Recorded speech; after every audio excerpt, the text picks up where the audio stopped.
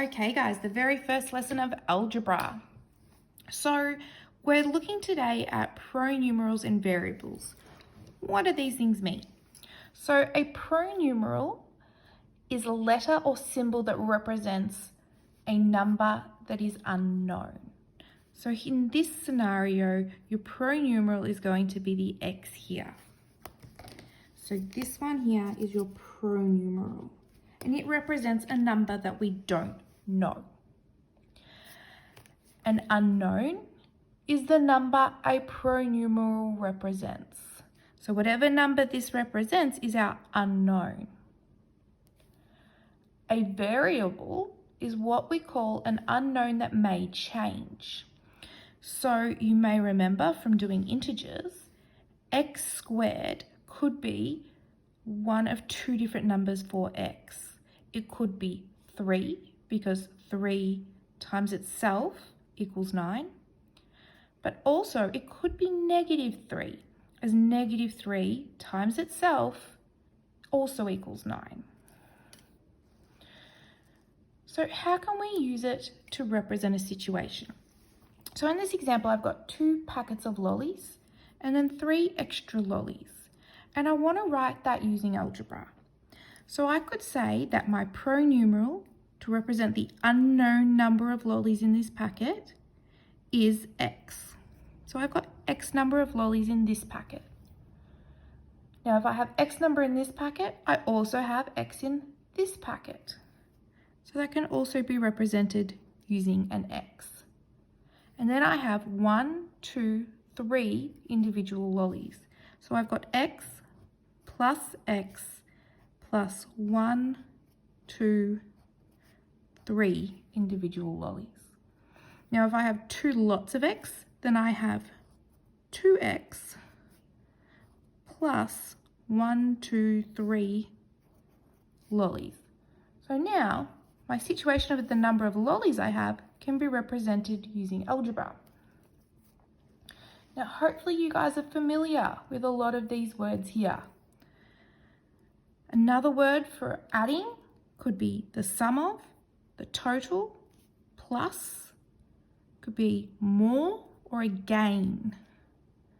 Subtraction could be less than, minus, difference, a loss. And multiplying could be the product of, lots of, groups of, or times. Division, a word that you might not be as familiar with, is quotient. So the quotient of something is the answer to a division. Could be that something's being shared equally or split into. So let's look at some of our conventions in how we write our algebra. We always leave out the times symbol. So we leave out our multiplication symbol. So 2 times n becomes 2n. So this means the same as this. We just don't bother writing the times symbol. And that's because really mathematicians are lazy. We don't want to do more work than we have to. Same with our divisions, which I'll show you in a little bit. Numbers are always written first. So as you can see here, it's the 2 and then the end. So if D is multiplied by 5, we don't write D5. We write 5D. The number written first. We also write them in alphabetical order. So here I've got x times a times m times y. I don't write it as x, a, m, y when I leave out my multiplication symbols. I write it as a, m, x, y in alphabetical order. As I said, division we also can simplify. So c divided by 3 we can write as a fraction. So it becomes c over 3. And if you think about it, a fraction is a division. Whatever's here is what's before the division.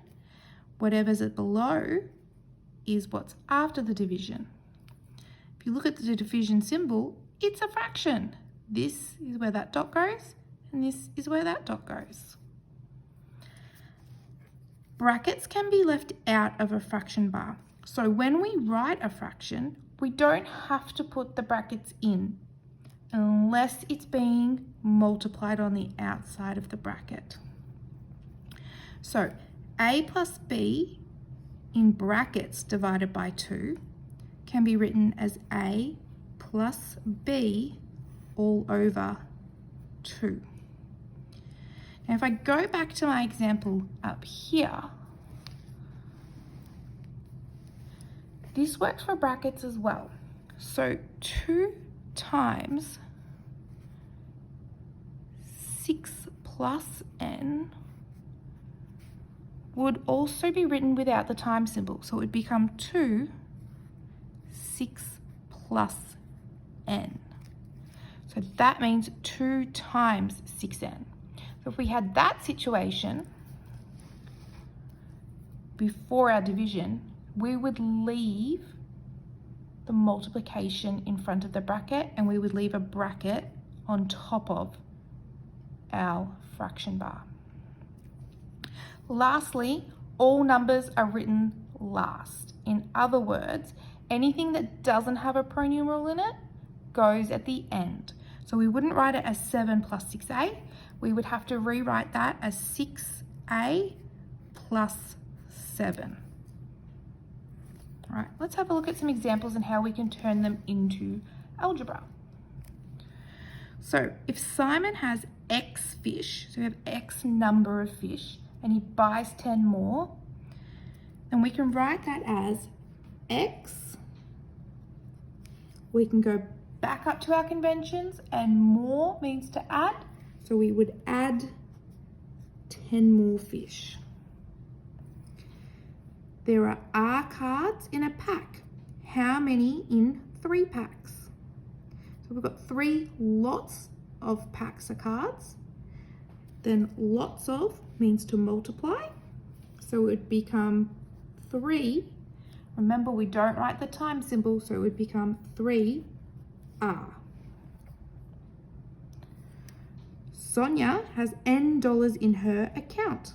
She withdraws $100. To withdraw, not written up here, but you might be able to take a guess that withdraw means to take away.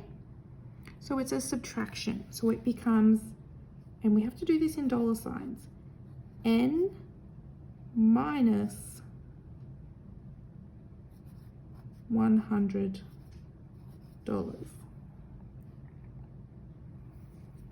There are D biscuits, half are eaten. Hopefully you're realizing half is a fraction. And what did we say about fractions? Fractions refer to division.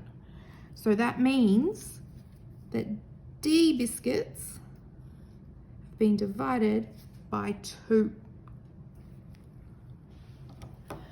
A kitchen cupboard has X plates and W bowls.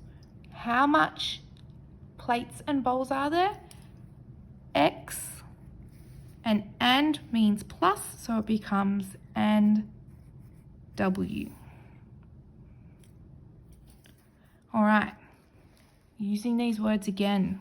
The product of E, F, and 7. Let's go back up here. Product, where am I seeing that? Here, multiplication. So it becomes E times F times 7. We go back to our conventions. Numbers always go first. So 7 goes first. We don't write in our times symbols and we go alphabetically. So it becomes 7EF. All right. C is divided by 4. So we know it's a division. And then 1 is subtracted. Now this one's going to require thinking about the order in which these things happen. So C gets divided by 4 first. So we can write that as a fraction. C over 4. Remember, we don't use our division symbol, we write it as a fraction. And then 1 is subtracted. So we subtract 1. And that's all we're doing there. You've got to make sure that we work out the order in which this has occurred. Think of it like a story. Again, similar situation. You have to think of this as a story. The sum of x and 5 is multiplied by 3. So the first thing that's happening here is the sum of x and 5. So sum means to add. So I'm putting x plus 5. And then all of that is multiplied by 3. So I'm going to put this in brackets. And remember, we don't write times 3 at the end. We can, but that would be incorrect. We need to do it per convention. So that becomes 3x plus 5. Number goes in front all of the time, and we don't write our times symbol in. Have a go yourself.